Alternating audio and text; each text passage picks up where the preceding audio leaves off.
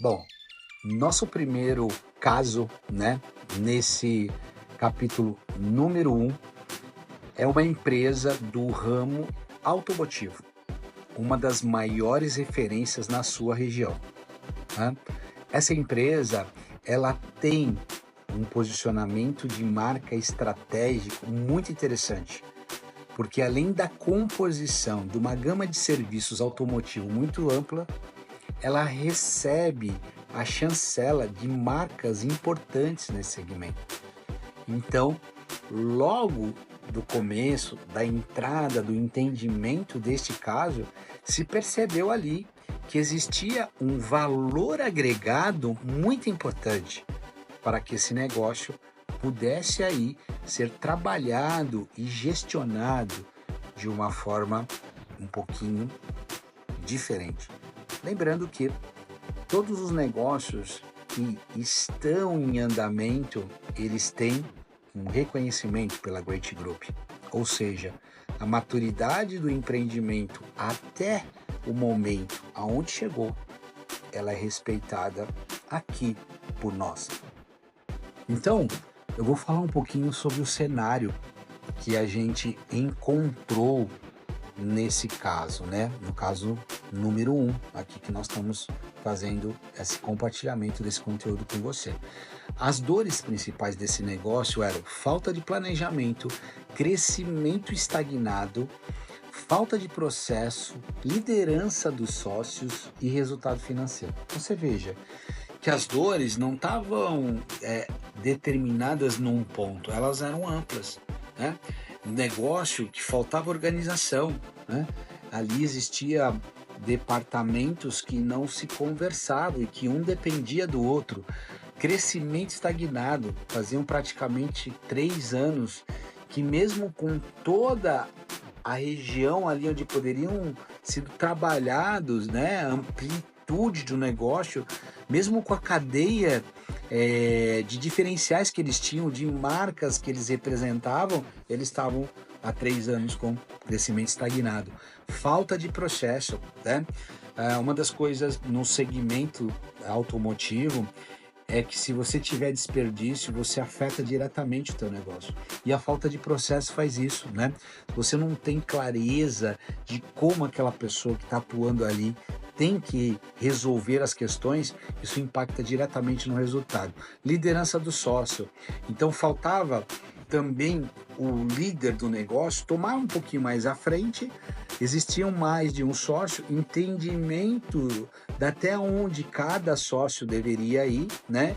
E os seus papéis dentro do negócio, percebendo o valor que cada um tinha para entregar naquele negócio. Então, a liderança da sociedade também ela era uma dor, né? E por último, o resultado financeiro.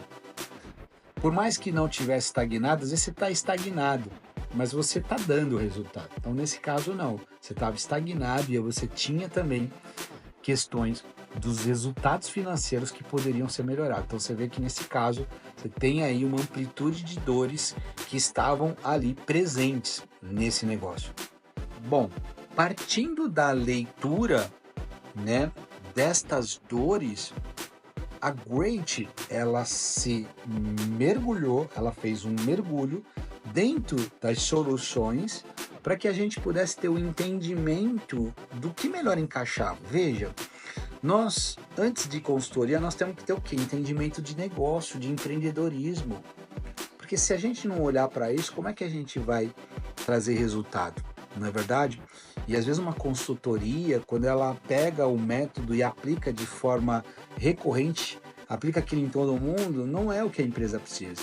Ela precisa de algo muito customizado, porque cada empresa tem pensamentos diferentes, tem pessoas diferentes e os negócios são diferentes. Então, significa dizer que se eu tenho este caso né, na área automotiva e você é da área automotiva, não quer dizer que eu vou pegar esse case e replicar em você e vai funcionar. Não funciona, não é assim. Você precisa respeitar as particularidades. Então a gente foi para dentro de casa, entendeu essas dores que foram explicadas e a gente separou em duas entregas, né? A primeira, no que a gente chama de Great Strategy, onde a gente construiu o planejamento e dentro do planejamento a gente equacionou todas aquelas dores, né? Organizou como que a gente trataria a questão dos processos, como que a gente trataria a questão da sociedade, né? Como que a gente melhoraria o resultado financeiro, como que a gente faria para melhorar os resultados de vendas, né?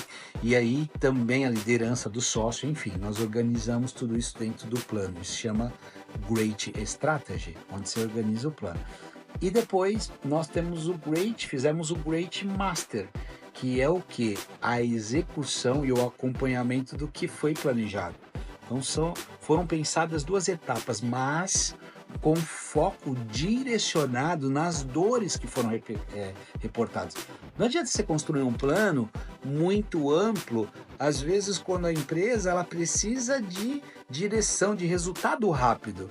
Então essas soluções, elas são extremamente customizadas de acordo com estas dores que foram colocadas. Então o Great Strategy e o Great Master deu a direção no Strategy e o Master, o acompanhamento foi o plano de melhoria que estava ligado a um conjunto de indicadores, né? Porque eu fiz um plano, eu vou acompanhar, preciso entender como que aquilo é sucesso, né? E a forma de entender que é sucesso eram exatamente os indicadores. Então, quanto que eu vou melhorar de vendas, quanto eu vou melhorar de margem, como que eu vou organizar os meus processos, né? Como é que eu vou colocar os meus líderes ali de forma melhor e aí sucessivamente dentro dessa solução, das duas soluções, a gente organizou essas práticas todas. Bom, e aí se a gente olhar um pouquinho a questão de resultados, né? O que a gente entregou, o que a gente fez na prática. Então a gente implementou o planejamento estratégico, a gente fez a estrutura de vendas, marketing dos produtos e dos serviços, implantou toda a parte de processos, desenvolveu os gaps do sócio. Então, o que aquele sócio precisava e o que ele tem.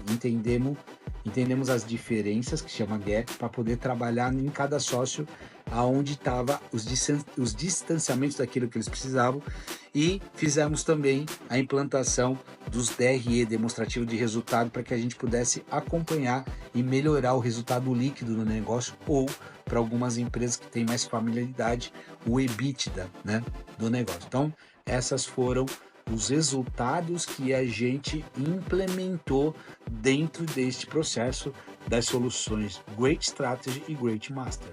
E aí falta a evidência, não é verdade? Tudo bem, nós implantamos aquilo e qual é a evidência de resultado? Porque veja, o que a gente percebe muito do mercado é que as consultorias, elas acabam implementando as coisas e o resultado não mudou. Então era a mesma coisa que eu falasse, eu implementei planejamento, pus a estruturação de processo, fiz tudo isso que eu falei, mas na verdade os resultados não mudaram. Então é uma questão muito acadêmica isso, não pode. Nós temos que ter a comprovação que os resultados melhoraram. Então, só para vocês terem uma ideia, no planejamento estratégico nós atingimos 70% de todos os indicadores que estavam ali presentes, que foram organizados nesse case do setor automotivo. Na estrutura de venda, marketing e produtos, nós tivemos um crescimento de 17% para 40% no primeiro ano. Olha só, o que estava ali acontecendo, né, quando eles falavam assim, eu estou estagnado, eu ficava sempre ali naquele patamar, no crescimento muito pequeno, a gente saiu de 17% para 40% de crescimento no primeiro ano. Implantar os processos no primeiro ano, 100% dos processos foram implantados. Os processos principais, o processo da oficina, o processo financeiro, de vendas, de marketing, os processos principais foram implementados no primeiro ano. Desenvolvimento ali dos gaps do sócio. Então, nós levamos o chá dos sócios para 85% no primeiro ano. Júlio, o que é isso? conhecimento, habilidade e atitude. Então a gente entendeu o que aquele sócio naquela função precisava.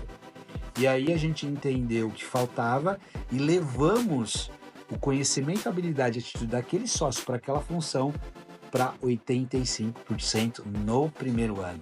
E por último, o EBITDA, né? A margem do negócio, ela saiu de 2% de resultado para 12% no primeiro ano.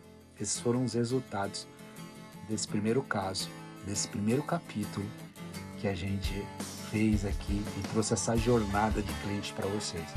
Nos acompanhem nos próximos capítulos, que você pode, através destes vídeos, desse conteúdo, se identificar com alguma dor e poder entender de que forma nós podemos te ajudar. Valeu!